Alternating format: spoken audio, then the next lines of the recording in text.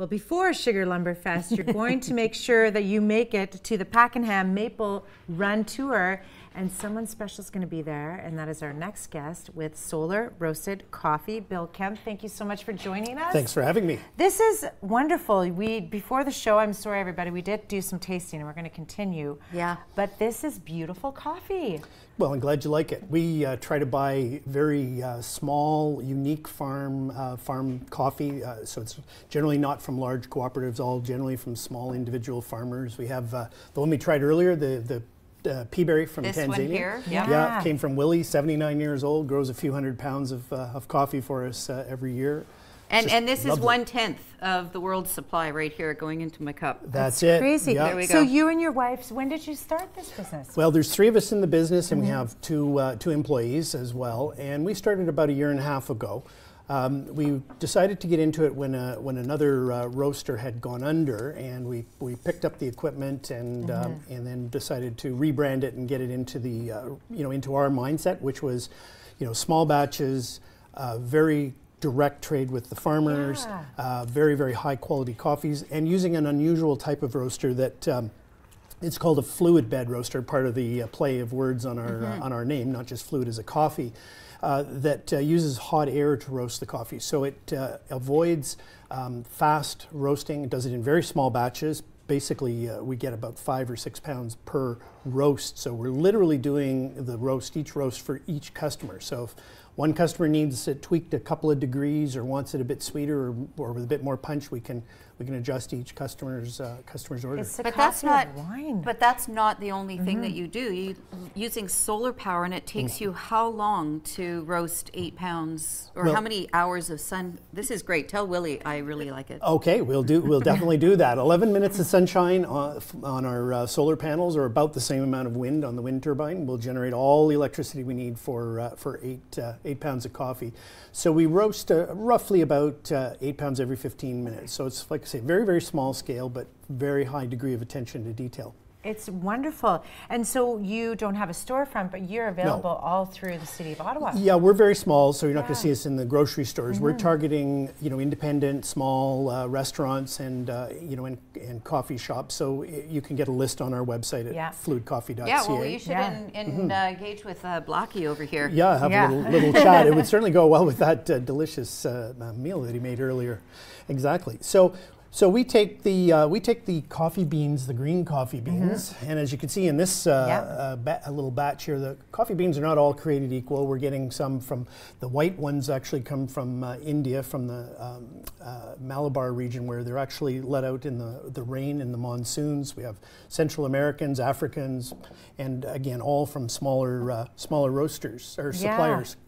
And then of course when we're done, it looks something like that. I know, it's amazing. I didn't realize the process. Now, we were talking before the show about this trend towards blonding, and I'm a bit puzzled about what that is. Nonplussed about it, because the coffee still looks brown to me. Well, here's the thing. In the case of the different darknesses and lightnesses of coffee, a lot of people just say I want a medium roast or a dark.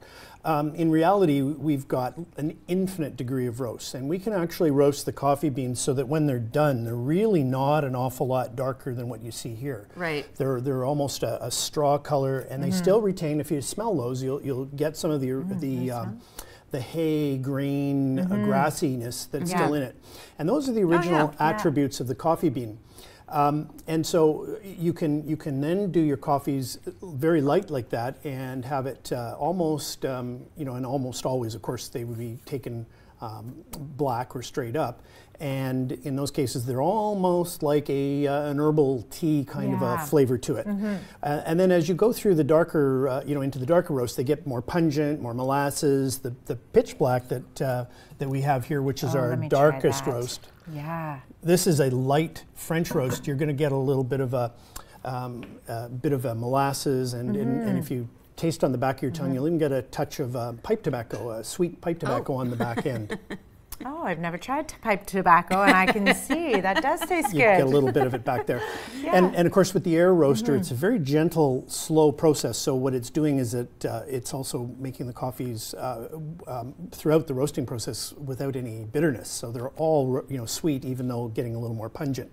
So when we talked about Willie, and then you have the Twisted Sisters, which is a women's collective, which I Yes. really love this. And this is the one I had in the host chat.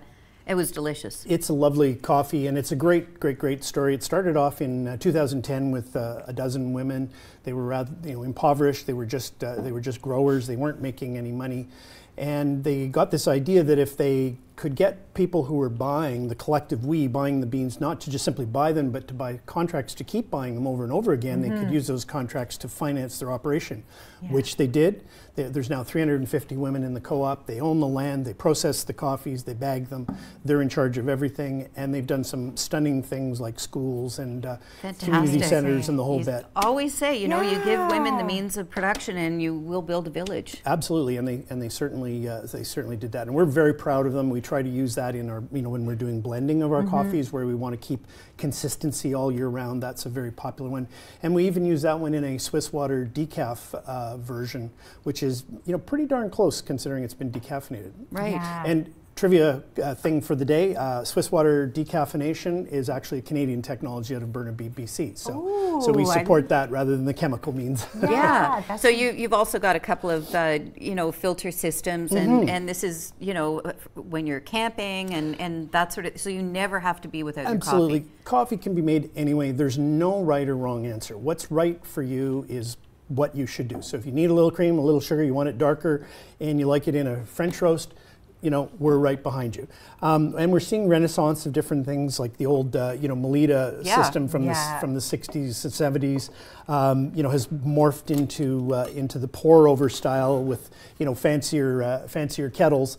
But the idea is, get the beans and the hot water together at the right proportions and temperature and make a beautiful coffee. And as you say, little home espresso makers, or you can take a little camping stove here. And we actually had somebody recently send us a photograph. They were climbing the ice waterfall, having their fluid coffee and enjoying it, and that's how they had done it. How fabulous. Yay, Well, good people for can you. meet you this weekend at the Maple Run. That's right. Yep. Okay, and where are you going to be? Because it's just a small little strip. You're going to be... Yes, we're going to be at the Cedar Hill Schoolhouse, and it'll be on the map for the site. And there's going to be a potter and some other people in the schoolhouse with us, and it's a self-driving tour, and I I hope to see people there. And these are all going to be nice, hot, and warm. Thank you so much for joining us, and I'm so happy for everything you guys are doing. Thanks for having us. Yeah, don't go away. We'll be right back.